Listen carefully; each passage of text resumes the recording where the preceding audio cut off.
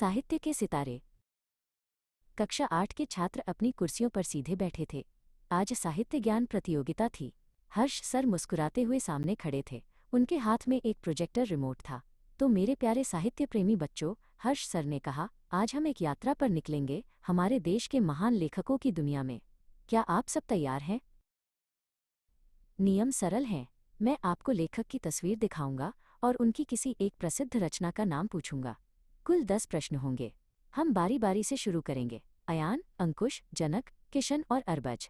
याद रहे, सर ने अपनी आवाज़ थोड़ी तेज की। ये सिर्फ प्रतियोगिता नहीं है, ये सीखने का अवसर है। हर गलत उत्तर हमें सही उत्तर तक पहुंचने में मदद करता है। पहला प्रश्न स्क्रीन पे आया। एक सादे से व्यक्ति की तस्वीर थी और नीचे लिखा था, प्रश्न 1, गोदान। हर्ष सर ने अयान से पूछा, अयान, यह महान कहानीकार कौन है जिन्होंने किसानों के जीवन को इतनी गहराई से छुआ, और गोदान के लेखक कौन हैं? अयान ने तुरंत कहा, सर, ये तो मुंशी प्रेमचंद जी हैं। बिल्कुल सही अयान, 10 अंक। हर्ष सर ने तालियां बजाईं। अगला प्रश्न अंकुश के लिए था। स्क्रीन पर एक लंबी दाढ़ी वाले, गंभीर चेहरे वाले व्यक्ति की तस्वीर आई। प्रश्न 2, गीतांजलि। अंकुश, साहित्य का नोबेल पुरस्कार जीतने वाले ये कवि कौन है जिनकी रचना गीतांजलि है? अंकुश ने कहा, गुरुदेव रविंद्रनाथ टैगोर जी। शानदार अंकुश, 30 अंक पूरे। जनक, अब तुम्हारी बारी। इन्हें आधुनिक मीरा कहा जाता था। स्क्रीन पर देखो, इनकी मुख्य रचना यामा है। स्क्रीन पर एक महिला साहित्यकार का कोमल चित्र उभरा। जनक ने कुछ देर सोचा, फिर याद करते हुए कहा, सर, ये महादेवी वर्मा जी हैं, छायावादी युग की प्रमुख स्तंभ। उत्कृष्ट जनक, 30 अंक पूरे। किशन, ध्यान दो।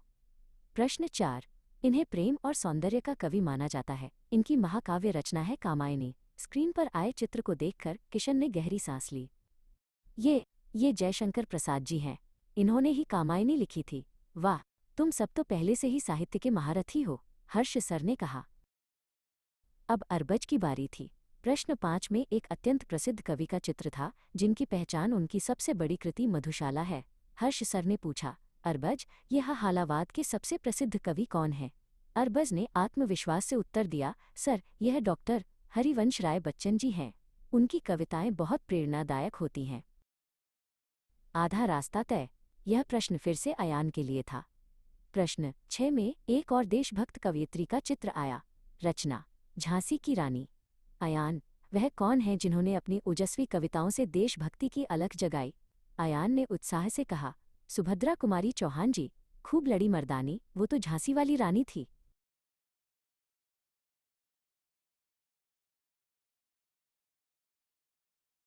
अगला मौका अंकुश का।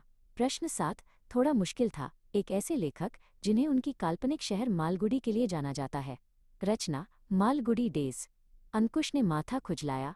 सर, यह दक्षिण भारतीय लेखक हैं।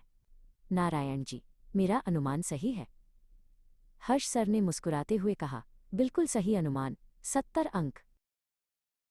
जनक के लिए प्रश्न 8, राष्ट्रकवि के नाम से प्रसिद्ध जिनकी ओजस्वी कविता रश्मिरथी है।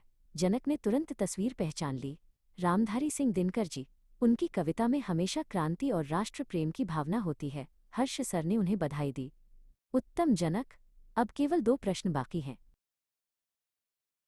प्रश्न 9 किशन के लिए आया। तस्वीर में एक महिला थीं जिन्हें नाइटिंगेल ऑफ इंडिया कहा जाता था। रचना, द गोल्डन थ्रेशहोल्ड। किशन ने गर्व से कहा, सरोजिनी नायडू जी। उन्होंने आज़ादी की लड़ाई में भी महत्वपूर्ण भूमिका निभाई थी। हर्ष सर बोले, बहुत बढ़िया। उनकी कविताएं अंग्रेजी और हिंदी दोनों साहित्य को समृद्ध करती हैं।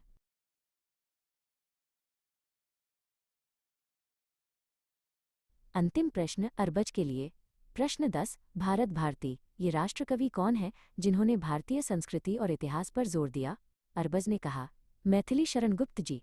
हर्ष सर ने प्रोजेक्टर बंद कर दिया। 100 अंक। शाबाश बच्चों, तुम सबने दिखाया कि साहित्य केवल किताबों में नहीं बल्कि तुम्हारे दिलों में भी जीवित है। आज के विजेता तो आप सब हैं। ज्ञान हमेशा जीतता है।